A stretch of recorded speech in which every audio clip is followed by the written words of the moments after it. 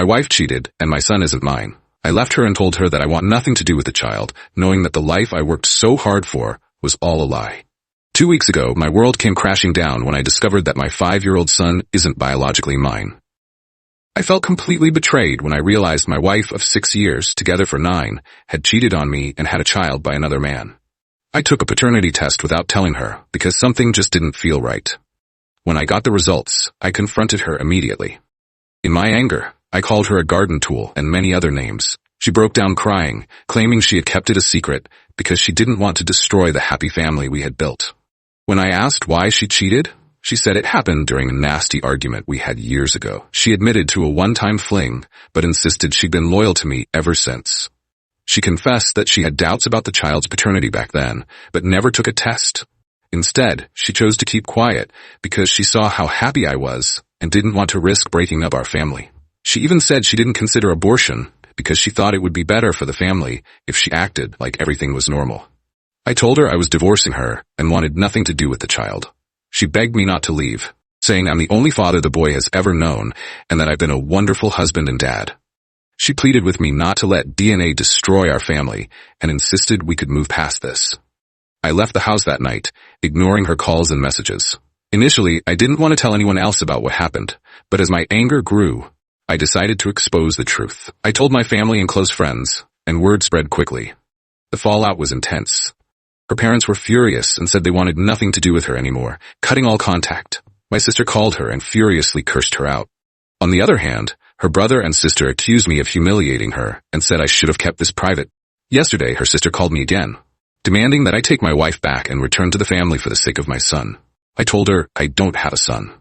That set her off, and she started cursing me, calling me weak and pathetic.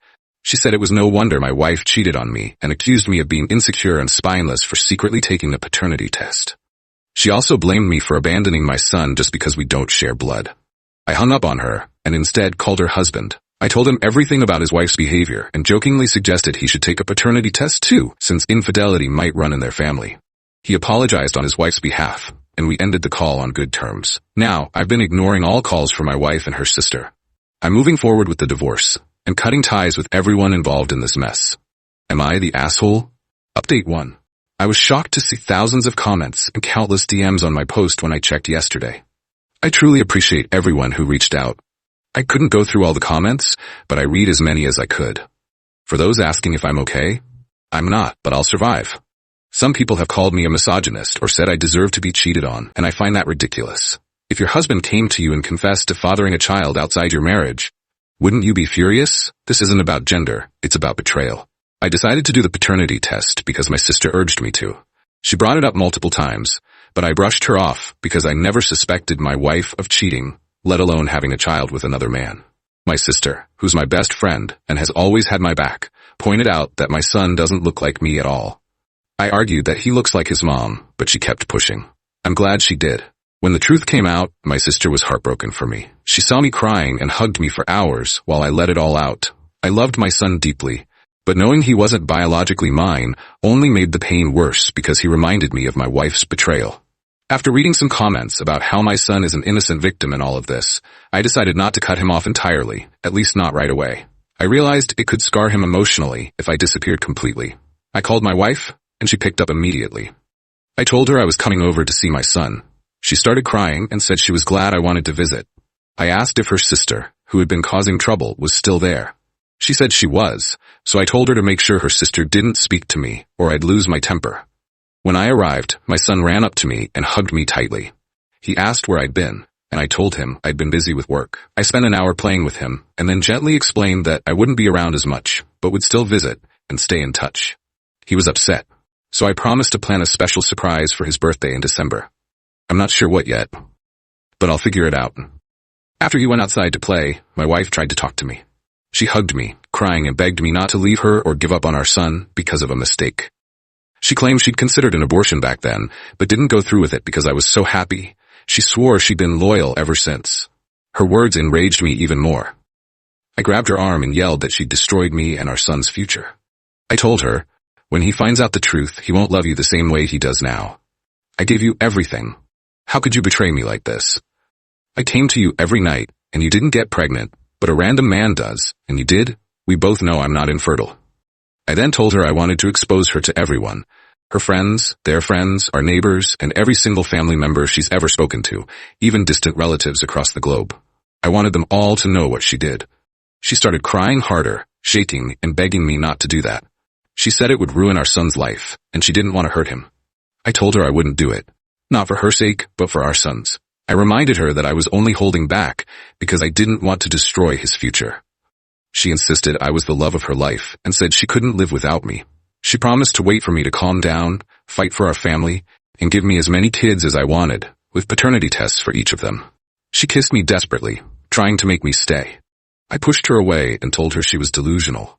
I said, "You're acting like you scratched my car or broke a window. This isn't something you can just fix. You betrayed your husband and your own child." Before I left, I yelled at her sister to get my wife professional help because she's clearly not thinking straight. I walked out, wanting her to feel as much pain as I did. After I got back, I sent my wife a text saying I'd be visiting her for our son, but only for him, not for her. I told her not to make things worse and to focus on being a good mother. I'm now staying with my sister, who's been an incredible source of support. She hugs me until I calm down, no matter how long it takes. I'll be starting the divorce process soon. I know I'm likely going to have to pay child support because I've been this child's father for 5 years, but even if I don't, I feel a moral obligation to be in his life. As for my wife and her sister, they're awful. Maybe it runs in their family. I'll do what's best for my son, but I'm done with both of them. Update 2. It's been a month since I found out that my son isn't biologically mine. I've been seeking therapy to help me process everything. Despite the betrayal, I still love my son deeply. Always have, always will. He may not be my blood, but he's my child in every way that matters. In my anger, I said some terrible things to my wife, things I regret now. But her betrayal hit me harder than anything I've ever experienced. And as for my sister-in-law, she absolutely deserved what I said to her. After finding out the truth, she treated me like garbage, called me weak, and added insult to injury. Through therapy, I've realized that holding on to anger isn't helping anyone, so I've made an effort to make peace with everyone involved, especially for my son's sake. I even sat down with my sister-in-law, and while we apologized to each other, we both agreed we'll probably never like one another, and that's fine. I visit my home regularly to spend time with my son. My wife, sister-in-law, and son still live there, while I'm staying elsewhere. I'm tolerating the situation because my son needs me. I've decided to pursue a clean divorce, but I'm committed to staying in my child's life because I'm the only father he's ever known. However, I'm still unsure how or when to tell him the truth about his parentage. He's so young, and it's a delicate situation. Every time I visit, my wife hugs me. I stopped trying to push her away because it never worked. Now, I just let her hug me and vent. She's constantly apologizing, saying how sorry she is and how much she wants me back. I always tell her the same thing. I'm only here for our son. Thankfully, she doesn't break down in front of him. 3 days ago, when I visited my son, he ran to me as usual, excited and full of energy. I absolutely adore him. It lights up my day every time I see him. But while he was out of the room, I told my wife I've hired a lawyer to start divorce proceedings. She completely freaked out. She begged me not to tear our family apart, saying that even if my son doesn't share my DNA, he's still my son, and she's still my wife. She said we could make it work and be happy, that she'd give me as many children as I wanted if I just gave her another chance. I left after letting her vent. I'm still angry at her and my sister-in-law, but therapy has helped me control my emotions better. However, her family keeps calling me, pressuring me to forgive her and take her back. They insist she'll be a good wife going forward, and that I should step up as a husband. When I refused, they threw something at me that shook me. They said I might lose the ability to see my son. That terrified me. I love him so much, and he loves me back. I'm the only father he's ever known. But what if they use this situation against me? What if they twist things around to keep me from him? I'm scared, not for myself, but for my son's mental health. I fear they might weaponize him in this situation, and I don't want him to suffer. So now I'm questioning myself.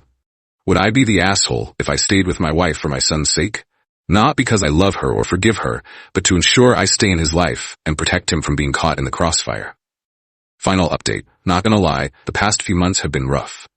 There were times when I just wanted to run away from everything, abandon my son, even though he isn't biologically mine.